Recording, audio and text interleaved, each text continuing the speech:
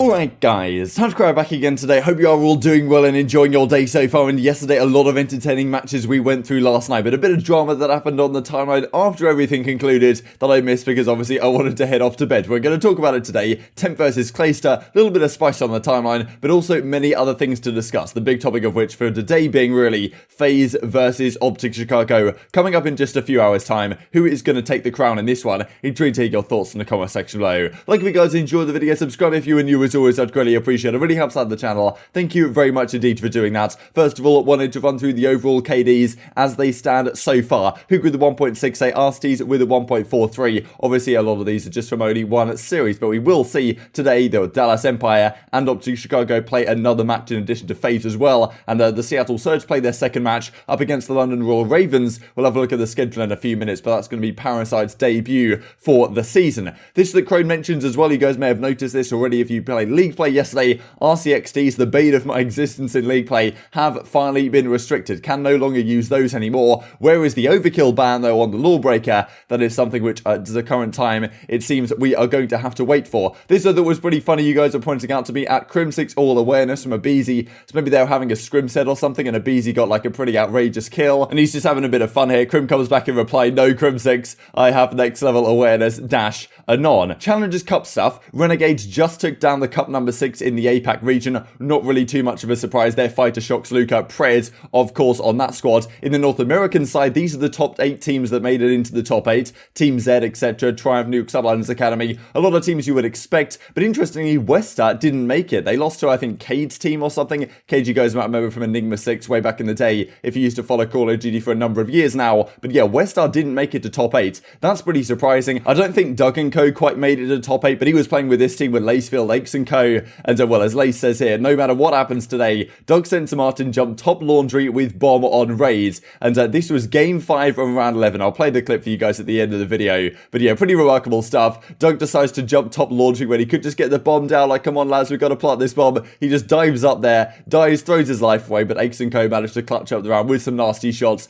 to finish off the job and advance them through the tournament. They didn't go too much further than that, I believe. So yesterday, of course, Los Angeles Thieves versus the New York Subliners. This was probably the best series of the day, even though it was a 3-0. I think LA Thieves won by 11 points total. They won by 9.5 points, 1 in the search in around 11, 1 in the control in a game 5, in around 5 even in that game mode as well. So Clayster wasn't very happy as a result of this. Understandably so, right? There was clips that came out immediately after of him on stream getting very frustrated with his team. And honestly, all things considered across all game modes, you can't really blame him. Clayster played very well in this series on the whole. And yeah, his rest of his team didn't exactly show up when it mattered. I mean, in the control, Mac had a really poor game. In the search and destroy, there was several rounds that they threw away, especially that round 11, maybe some over challenging from a seam at a time, and you know, just didn't play the rounds to the best of their ability. And when it came down to the clutch factor, it's LA Thieves that certainly had it in that series. And obviously, New York Sublines are very close, but if you don't have that clutch factor, then you're not going to win the series against the best teams in the game, especially with a guy like Clayster trying to chase his 4th ring, even looking for the back-to-back this time around. Revan says, look, absolutely threw that away, the coaching staff over there at the New York Subliners. Close, but no cigar. Back to the lab for next week's matchup. Clayster then says the following, right? I mean, we saw the video on screen. I'll actually just share it for you guys. That came out on the, on the broadcast afterwards as Maven's kind of talking over it. You can see Clayster very visibly frustrated with the result of the match. Yeah.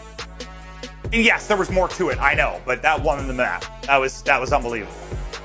And it's just got to be like, I just feel like, dude, if you were NYSL, holy And then we get this from Donnie. Temp thought this was pretty funny. I'm still blocked on Twitter, so I had to go onto incognito, but you know how it goes. We didn't play well and still 3-0'd. GG's New York Subliners. Hashtag run a trade on them, no kizzy. Thankfully, run a trade, rather than like run it up or whatever, is not their official hashtag for the Los Angeles Thieves. But as he says, look, we didn't even play well, and we still 3-0'd this guys, right? Like, we didn't necessarily play perfect, a lot of rotations. I'm sure they were somewhat frustrated right after that initial map. Like, I imagine on the LA Thieves side, you play that first map out, you're like team killing each other, you go down 140-0, then like, okay, people are telling you, look, it's not going to get replayed, but there's nothing we can do about it. Like, at this point, we've already forfeited the map effectively. Then we have to go through the whole discussion with the referees. J-Cap's there, all the coaching staff are there, I imagine, all the players are there, Slash is probably on the line to the refs, talking about exactly what the issue was, why it does need to get replayed, probably had to get the other coaching staff in as well. So a lot of issues, of course, are on both sides of this, probably going to frustrate you quite significantly if you're LA Thieves to say like, oh wow, we almost lost that map, even though like, you know, there was no reason it shouldn't have been restarted, from my perspective at the very least. Eventually does get restarted, they take an early deficit, then bring the comeback, then in the Search and Destroy, a pretty similar thing. I mean, honestly, Kenny carried them through that couple of maps right there, and then in the final map in the Control, they clutched them as well. TJ had a fantastic final map as well, so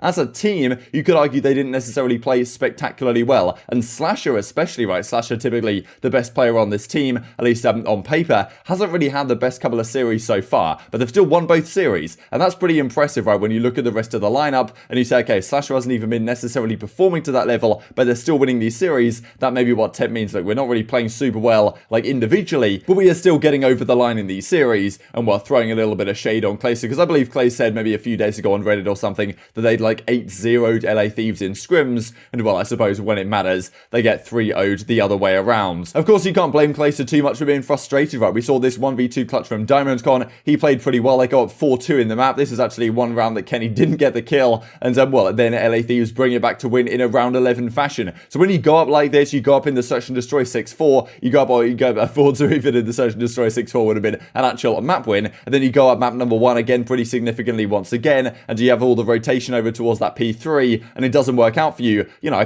can understand those guys being pretty frustrated, especially when you look at the scoreboard as well. This is overall KD of the series. aBeZy had a great series. Like, aBeZy had one of his best series you're really going to expect him to have. DiamondCon had his moments. Clay's here with a 1.18, but Mac had a really poor series in the hard points and especially in the Control. Just couldn't get anything going. And as you see here, I was saying Slasher didn't have the best series. A 1.05 still obviously solid, but you know, Slasher's used to putting up 1.1s, 1.2s, stuff like that. Kenny had a great series. You look at the slaying, you would not expect this to be a 3-0 in favor of the LA Thieves. That's how it worked out. Mac had a very poor series on the whole, and Clayster's frustrations as a result are certainly perfectly understandable, but he has to say, look, fully regained a few hours later. Love playing COD for stuff that matters. It makes all the BS worth it. And Slasher says as well, playing in the online league requires the utmost amount of composure. Today was a lose full fest. As Octane says, imagine not having composure playing online COD. It can be a pretty tough environment to keep up with. Thought this is interesting as well. Lion tweets out, why aren't team camos being used on the weapons? I saw some players using it and some players not, and Arcitys just kind of laughs, and I'm kind of confused exactly what's going on here. I imagine maybe some of the players just don't want to use it, because I think like Clayster had got it on his gun, so maybe like, because they have their own like CDL accounts, they don't play on their personal accounts, so maybe they have to like buy it again, and they don't get it auto downloaded, and therefore Clayster decided, okay, the Sibilants one's kind of cool, I'm going to buy it, but some of the pros decided not to, because I don't think the camos are good. I'm not really sure, it's somewhat tough to say, but this then are the matches for later today. Same time as always, 3 PM Eastern, 12 PM Pacific time,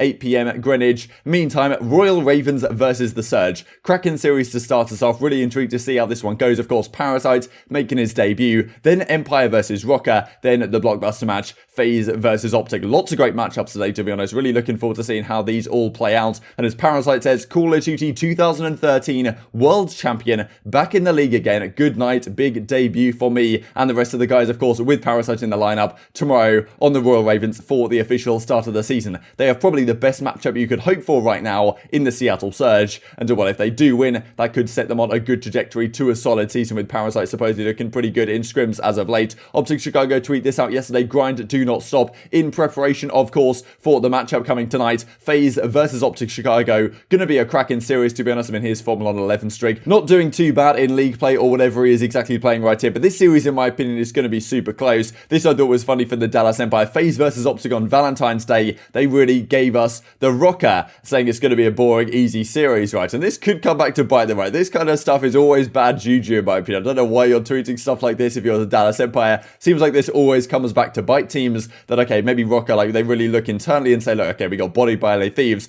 We really need to turn ourselves around for this Dallas match. And if Dallas are going in with the perspective, okay, this is going to be an easy W, then, you know, maybe they take it a little bit too lightly and Rokkr can do something in this series. I still don't think it's going to happen, but, yeah, honestly, stuff like this, bad juju, never exactly goes the right way. But FaZe versus OpTic, of course, is the big series. I'm still predicting it to go to a Game 5. I think OpTic will just about edge them out. But in the respawns, I think it should be pretty back and forth. FaZe, of course, maybe will win one of the searches. I think FaZe maybe will take S&D map 2. OpTic will take map 1. Then OpTic might win the Control. FaZe managed to steal map 4. And then Game 5, OpTic take it away. But intrigued to hear your thoughts in the comment section. I'll just finish out the video with this clip from Doug, of course, which is when he decides to jump top laundry for some reason with the bombers we talked about earlier in the video. But the rest of the guys, Zinx, Andy Lacefills, and Eggs Slayer, managed to clutch up in the round and yeah, get it down to a 3v3. Nice shot to make to get it down to a 3v2, and then they do manage to close out the round as well. well, even though, yeah, Doug didn't exactly make the best play, you could argue, in that Game 5 round 11. Intrigued to hear your thoughts on all this stuff in the comment section below. I hope you guys enjoyed the video. If you did enjoy it, I'd greatly appreciate a like on the video. It really helps out the YouTube algorithm, like you enjoyed this content. Other people like you may enjoy this content as well, and have grown the competitive Call of Duty community. Thank you for watching as always, take care, and I will see you next time. Right now. He's like in our square side. Nothing flashed their side, guys. He's still just in there. One guy was their side for sure. He was their side. Top laundry lane down. Dude. He ran away from top laundry. Bombs down top. Yo, Square. Yep. No, he flashed you back. Oh, Nice. Nice. Nice. Good up. He was One there, guy right? was Zig. Yeah. Flashed it. Our front pillar side. Oh, he's telling me one shot Quais, one shot. He was I'm pitching. He's literally right to your right, one shot. Lay down. Both there. Let's go. Baby, come on. Holy. Let's go, man. Let's go, Pat. Big two-piece. Hold up. Alive, bro. I don't know, watch this shit. Good shit, dude. Oh my god, he missed that. And that guy missed the trade too. Bro, Pat, good shit, man. If I